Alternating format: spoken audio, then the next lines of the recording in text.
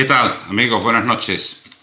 Hay un tema que mucha gente desconoce y es la función de la marina mercante en cualquier país. La marina mercante fundamentalmente lo que hace es traer suministros a nuestro país, a cualquier país marítimo del mundo. Es una herramienta indispensable del mundo del comercio.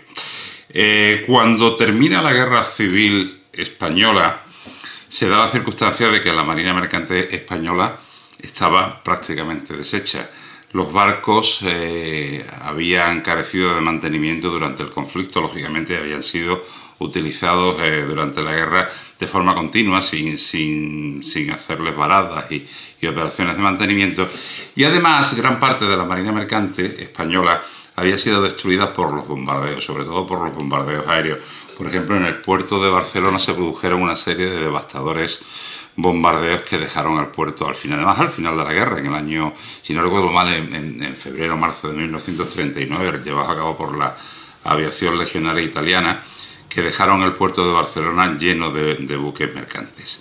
Cuando termina la guerra, España se encuentra con un doble problema. Por un lado, la falta de materias primas, de alimentos con los que dar sustento a la población y comenzar con las cosechas, etcétera, y por otro lado la falta de una marina mercante que trajera esos suministros del extranjero. ¿Qué es lo que se hace? Se crea una comisión, que es la Comisión de la Armada para el Salvamento de Buques Mercantes, que se dedica a reflotar buques mercantes en todos los puertos españoles y a ponerlos de nuevo en servicio. Hizo la Armada un trabajo increíble. Lo que pasa es que, claro, los barcos fueron reparados con unos medios muy precarios.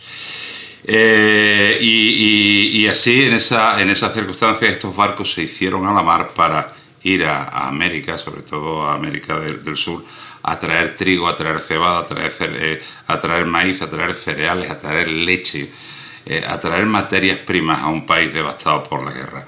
Los marinos mercantes españoles se lanzaron al mar a bordo de unos barcos que distaban mucho de ser seguros. Además, se daba la circunstancia de que acababa de estallar la Segunda Guerra Mundial. Los mares del mundo eran un campo de batalla en el que se producían unos acontecimientos, unos hechos bélicos terribles. De hecho, durante la Segunda Guerra Mundial se producen ataques al menos a 40 buques españoles. Y hablando de memoria, yo diría que se hundieron unos 32 buques españoles por acción de submarinos, por acción de minas y por acción de aviones. Por acción, digamos, de buques de guerra de todas las potencias contendientes, no solo de los aliados, porque España se supone que, a pesar de que era un país no beligerante, mantenía una buena relación con Alemania. Fijaos, por ejemplo, me viene a la mente, tengo aquí una libreta de notas de las que yo utilizo para mis artículos y mis libros y eso.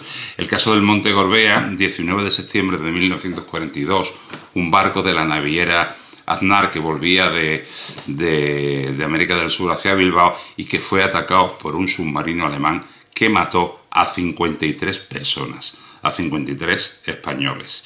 El Monte Gorbea era un barco español con las banderas españolas pintadas en el casco a las dos bandas y traía pasajeros y traía, quiero recordar que traía maíz y trigo para España, esas materias primas tan importantes.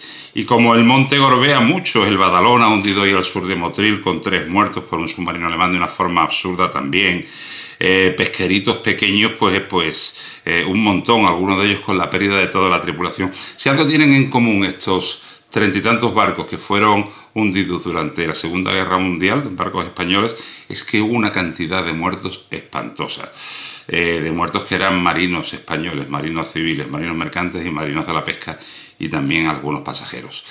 Por otro lado, estos marinos mercantes que se hicieron al mar después de la Guerra Civil para traer alimentos y suministros a España, como os he dicho, se embarcaron en unas condiciones realmente penosas, en unos barcos que estaban penosos. Los marinos tenemos un dicho que yo sé que es una ordinariedad, pero que es una verdad absoluta. Es que aquellos barcos flotaban porque la mierda flota, ¿no? ¿Qué ocurrió? Que hubo muchos accidentes, hubo muchos naufragios, algunos muy graves. Por ejemplo, el del Cabo Villano, que le dedicamos la foto de mañana viernes como buque del día. El Cabo Villano, que desapareció sin rastro, cargado también de cereales con su tripulación. Era un barco de Ibarra. El Castillo Montjuic, que también desapareció sin rastro. Os he hablado de él muchas veces, ya un poquito más adelante, ya con la posguerra terminada, pero era un producto también de la posguerra. El castillo Montjuïc había estado hundido en el puerto de Barcelona, era el African Mariner, y fue reflotado con muchísimos problemas en el casco. Al final acabó desapareciendo en el Atlántico. Y como estos dos ejemplos, otros muchos barcos que naufragaron, muriendo los marinos españoles que salían a la mar jugándose la vida para traer alimentos, para traer suministros a un país devastado que era el nuestro. Hoy he querido recordarlos aquí porque es un episodio, yo creo que alguna vez os he hecho algún comentario así de pasada sobre estos compañeros que murieron en el mar, pero es un episodio muy desconocido para la mayor parte del público y creo que se merecen que los recordemos. Hicieron un trabajo increíble, se jugaron la vida, muchos de ellos perdieron la vida y contribuyeron de forma muy notable a que este país pudiera volver a levantar cabeza después de la Guerra Civil y después de la Segunda Guerra Mundial. En fin, creo que era de ley que los recordara algún día, ¿verdad?